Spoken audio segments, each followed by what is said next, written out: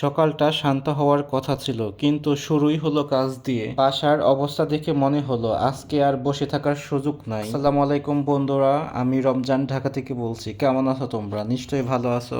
সকালবেলা ঘুম থেকে উঠলাম, ঘুম চোখে ড্রয়িং রুমে গিয়ে দেখি কালকে বন্ধু রান্না করে রেখে গেছে, কিন্তু সবজির খোসা ময়লা কিছুই পরিষ্কার করে নাই। তোমরা দেখতেই পাচ্ছ সবকিছু ড্রয়িং রুমের ভিতরে একদম এলোমেলো করে রেখে গেছে। তাই ভাবলাম দিনটা শুরুই করি পরিষ্কার দিয়ে। আগে ড্রয়িং রুমটা ভালো করে ক্লিন করলাম। ড্রয়িং রুমে সবজি আছে, কাঁচামরিচ সবকিছু বাইরে রাখছে, এগুলো ফ্রিজে ঢুকে সবকিছু আগে পরিষ্কার করে নিচ্ছি। আর এই দিকে আমি পানি গরম করে দিলাম, কিছু জামা কাপড় চাদর এগুলো ওয়াশ করতে হবে এই জন্য।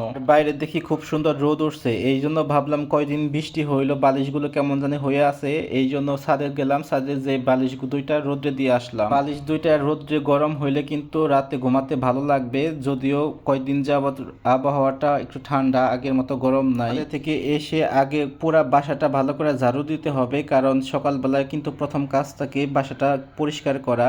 রাতে কোথা থেকে জানি ধুলাবালি এসে জমা হয়ে থাকে। বাসা ঝাড়ু দেওয়া শেষ করে গতকাল রাতে চাদর উঠিয়ে রাখছিলাম, নতুন চাদর বিছাইছি, পুরানটা ধোয়ার জন্য রেডি করলাম। আর আমি সব সময় চাদর ধোয়ার সময় অবশ্যই গরম পানি দিয়ে পরিষ্কার করি। গরম পানি দিয়ে চাদর ধুইলে কিন্তু খুব সুন্দর ধোয়া হয়, পরিষ্কার হয় খুব। পানিটা বেশি গরম হয়ে গেছিল, এই জন্য একটু ঠান্ডা পানি মিশিয়ে তারপরে একটু পানিটা ঠান্ডা করে নিলাম।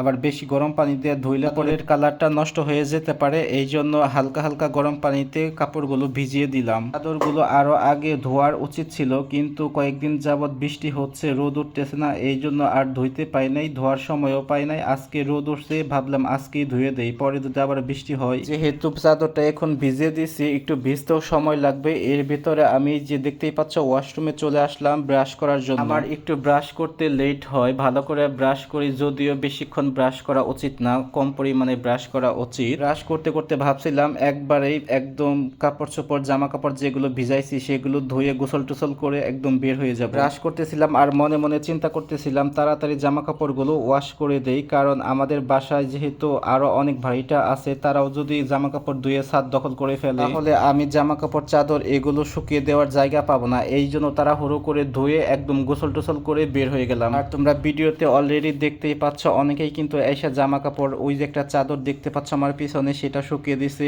আমি জামা কাপড় ধুয়ে দেওয়ার পরও দেখি অনেকে আবার জামা কাপড় নিয়ে ছাদে শুকিয়ে দেওয়ার পরে দেখি অনেকে একবারে ছাদটা ভরে ফেলছে জামা কাপড় শুকিয়ে দিয়ে। এই জন্য যদি একটু পরে আসতাম তাহলে কিন্তু আমি জায়গা পেতাম না। একদিন যাবত টানা বৃষ্টি হচ্ছে, এই জন্য সবারই জামা কাপড় কিন্তু জমে রয়েছে, কেউ ধুইতে পারতেছে না, কেউ ধুইলো বাসার ভিতরে শুকাইতেছে। আর বাসার ভিতরে জামা কাপড় শুকানোর থেকে ছাদে শুকানো কিন্তু অনেক ভালো লাগে। সব কাজ শেষ করে বাসায় এসে রেডি হলাম, বন্ধুর অফিস আছে আর আমারও চা না খেলে কিন্তু চলবে না এখন। তাই দুইজন একসাথে বের হয়ে গেলাম চা নাস্তা করতে। আমি চাটা খেয়ে বাসায় চলে আসবো আর বন্ধু অফিসে চলে যাবে। তো তোমাদের কাছে ভিডিওটা ভালো লাগলে অবশ্যই শেয়ার